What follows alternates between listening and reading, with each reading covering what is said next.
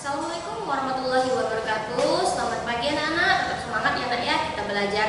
Nah, hari ini kita masuk materi tentang saluran-saluran mobilitas sosial. Oke, kita lihat materinya. Nah, yang pertama itu membicarakan tentang pendidikan ya. Pendidikan merupakan saluran bagi mobilitas vertikal yang sering digunakan karena melalui pendidikan orang dapat mengubah statusnya. Lembaga-lembaga pendidikan pada umumnya merupakan saluran yang konkret dari mobilitas vertikal ke atas. Masih ingat? Nanti kita bahas. Bahkan dianggap sebagai social elevator, disebut perangkat yang mengangkat seseorang dari kedudukan yang rendah ke kedudukan yang lebih tinggi. Pendidikan memberikan kesempatan pada setiap orang untuk mendapatkan kedudukan yang lebih tinggi. Contohnya, seorang anak dari keluarga miskin atau tidak mampu mengenyam sekolah sampai jenjang perguruan tinggi. Setelah dia lulus, dia memiliki pengetahuan dagang dan menggunakan pengetahuannya itu untuk melakukan usaha atau berusaha. Setelah dia berhasil menjadi pedagang, secara otomatis status sosialnya juga meningkat. Maksudnya, di dunia pendidikan ini merupakan saluran terpenting dalam mobilitas vertikal ke atas, ya. Tanpa pendidikan kita tidak bisa jadi apa-apa, nak. Dengan adanya pendidikan, kita mengetahui adanya baca, tulis, berhitung. Artinya kita mengetahui pengetahuan, ya, wawasan ilmu pengetahuan kita luas. Nah, setelah kita mengenyam pendidikan dari TK, SD, SMP, SMA hingga ke perguruan tinggi, meskipun kalian berasal dari keluarga yang kurang mampu untuk mengenyam pendidikan di perguruan tinggi, itu tidak jadi masalah, nak. Karena kata ibu kemarin, ya, pendidikan itu bisa melalui beasiswa, pendidikan gratis jika kalian berprestasi, ya. Nah, dengan adanya pendidikan yang tinggi, mengenyam perguruan tinggi, otomatis ilmu yang kalian dapatkan itu akan berkembang sehingga membuat mobilitas kalian atau status kalian itu berubah naik ke atas. Misalkan orang tua kalian tadi kan kurang mampu, tapi kalian punya tekad, punya semangat, punya keinginan, ya kan? Nah, dengan itu kalian akan memperoleh prestasi yang membanggakan. Otomatis ilmu yang kalian dapatkan selama di perguruan tinggi ini itu akan membuat kalian membuka lapangan pekerjaan. Ini contohnya, memiliki pengetahuan dagang. Kalau kalian kuliah di bidang ekonomi, di bidang bisnis, ya, otomatis kalian bisa, nak, jadi pengusaha. Kalian kembangkan. Itulah manfaatnya pendidikan, ya. Paham? Lanjut. Organisasi politik. Banyak contoh orang yang meniti perjuangan karir di organisasi politik dari tingkat rendah sampai tingkat tinggi. Sebagai contoh, Presiden Republik Indonesia pertama I.R. Soekarno-Hatta ketika mendirikan Partai Nasional Indonesia, Soekarno tidak memiliki jabatan di pemerintah. Namun melalui perjuangan politiknya, Soekarno semakin dikenal rakyat dan penjajahnya. Pada saat kemerdekaan, Soekarno dipilih menjadi Presiden Republik Indonesia.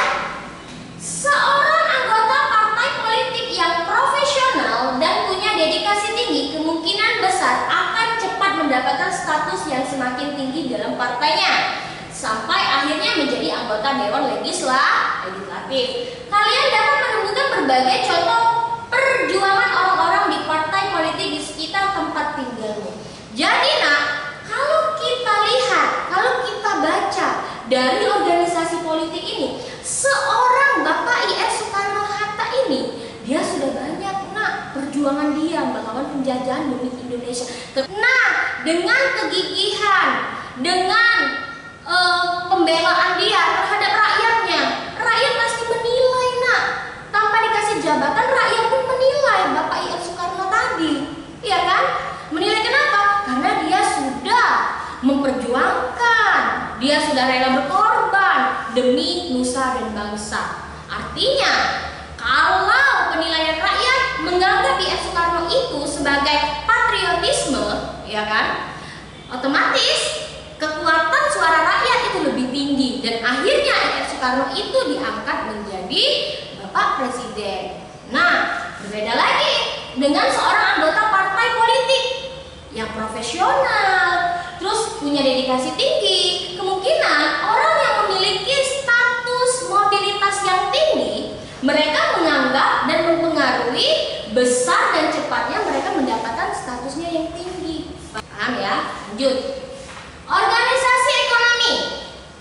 Organisasi yang bergerak itu antara lain dalam bidang perusahaan ataupun jasa, umumnya memberikan kesempatan seluas-luasnya bagi seorang untuk mencapaikan mobilitas vertikal. Organisasi ekonomi itu antara lain koperasi dan badan usaha. Kalian tentu memiliki koperasi bukan di sekolah? Ya, apa tujuannya? Tujuannya untuk mesejahterakan anggotanya. Karena itu koperasi akan melayani kebutuhan anggotanya. Koperasi sekolah tentu akan mengutamakan pelayanan terhadap para peserta didik. Demikian juga halnya dengan koperasi pasar, petani, nelayan, dan sebagainya. Melalui koperasi, kesejahteraan anggota dapat diperjuangkan. Keberhasilan perjuangan koperasi mencerminkan keberhasilan perjuangan anggota-anggotanya. Nah, kalau kita lihat dan kita baca tentang organisasi ekonomi ini, ternyata, nah ya, bentuk koperasi dan bentuk badan usaha itu merupakan kesejahteraan bagi kita nak sebagai anggotanya. Jadi tidak hanya di sekolah kalian yang ada koperasi. Petani, pertanian, nelayan, kehutanan dan sebagainya, mereka memiliki koperasi. Tujuannya untuk apa? Sejahtera. Koperasi ini digunakan, misal contoh kalian sebagai siswa, ya, jika ada fotokopian, ya, materi atau tugas dari seorang guru, kalian akan mencari apa?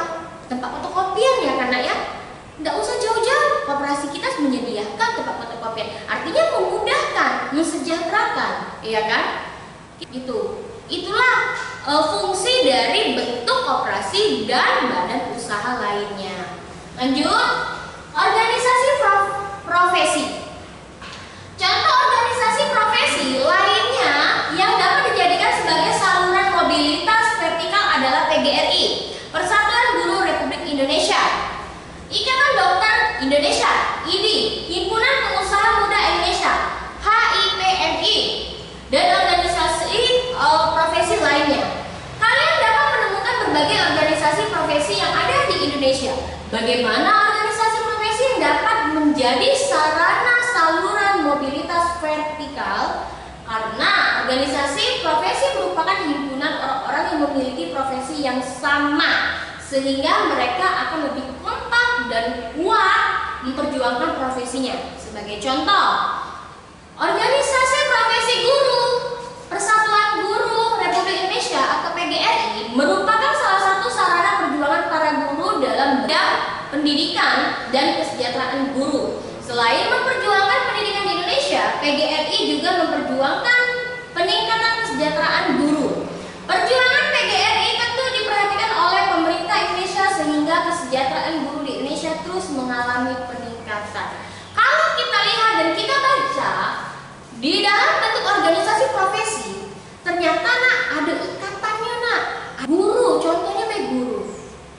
Ya, organisasi profesinya itu PGRI, Persatuan Guru Republik Indonesia. Untuk apa tujuannya?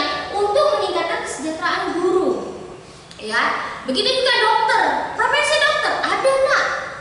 Ya, ikatannya, organisasinya dokter semua, tetapi itu seluruh Indonesia. Sekiranya seperti itu ya organisasi profesi. Paham kalian tentang materi saluran-saluran mobilitas ini? Jika kalian kurang memahami, kalian bisa bertanya atau bisa berdiskusi di forum Google Classroom atau grup WA kita ya.